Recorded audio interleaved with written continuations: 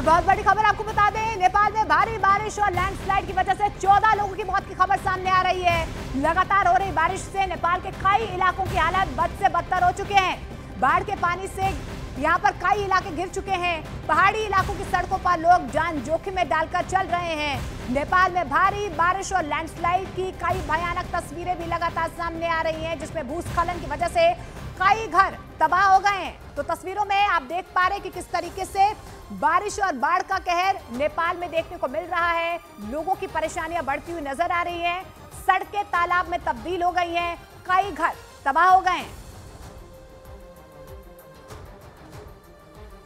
और जानकारी मिल पा रही है कि नेपाल में भारी बारिश की वजह से 14 लोगों की मौत हो चुकी है। जगह जगह कई इलाकों में लैंडस्लाइड की खबरें सामने आ रही हैं। भारी बारिश की वजह से इलाकों में बाढ़ जैसे हालात हो गए हैं। लंबे लंबे जाम यहां पर लग रहे हैं और लोगों को काफी दिक्कतों का सामना करना पड़ रहा है। ये भयावह तस्वीरें नेपाल से सामने आई हैं। देखिए आप किस तरीके से कई घर जो हैं वो तबाह हो गए। उत्तर भारत में मानसून के पहुंचने से पहले ही पहाड़ों पर बादलों ने आफत मचानी शुरू कर दी। मानसून से पहले हो रही बारिश के बीच हिमाचल प्रदेश के सिरमौर में पहाड़ खिसकने से दहशत मच गई। नाहन में नेशनल हाईवे 707 पर अचानक पहाड़ का बड़ा हिस्सा टूटकर नीचे गिर गया और सड़क पर मलबे का ढेर इकट्ठा होने की वजह से दोनों तरफ बड़ी संख्या में लोग फंस गए। क्योंकि ऊंचाई से पत्थरों और मिट्टी की बारिश होती नजर आई। पहाड़ से बड़े बड़े पत्थरों को गिरते देख वहां लोगों की सांसें अटक गईं। वो लोग अपनी जान बचाने के लिए दूर भागते दिखाई दिए।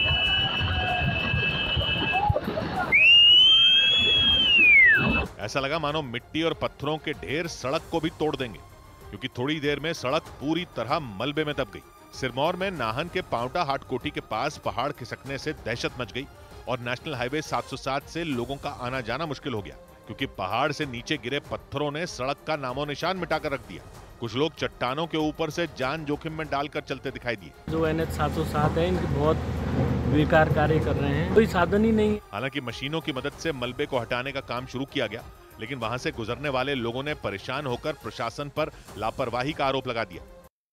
अयोध्या में कुछ देर के लिए हुई बारिश के बाद करोड़ों की लागत से तैयार किए गए रामपथ का एक हिस्सा धंस गया। वहां बारिश की वजह से सड़क पर एक बहुत बड़ा गड्ढा हो गया, जिसे देखकर सब हैरत में पड़ गए, क्योंकि करोड़ों की लागत से बने रामपथ की उस रोड पर मौजूद वो गड्ढा कोई छोटा मोटा गड्ढा नहीं था, बल्कि वो इतना गहरा था कि अगर उसके अंदर कोई खड़ा हो तो वो कमर तक उसमें समा जाए। सड़क पर इतना बड़ा गड्ढा हादसों को भी न्योता दे सकता था, इसलिए पहले तो बैरिकेड लगाकर उस सड़क को बंद किया गया और फिर खुदाई करने वाली मशीन की मदद से उसे मिट्टी डालकर भर दिया गया। हालांकि कुछ देर की बारिश में ही इस तरह से सड़क धंस जाने से कई लोगों का गुस्सा फूट पड़ा। 20 जगह जो सड़क धंस गया है, ये कैसा निर्माण है, कैसा गुणवत्ता है। हालांकि ये हाल सिर्फ उस एक सड़क का नहीं था, बल्कि कुछ देर के लिए हुई बारिश ने अयोध्या में जहां तहां हालात पटरी से उतार दिए।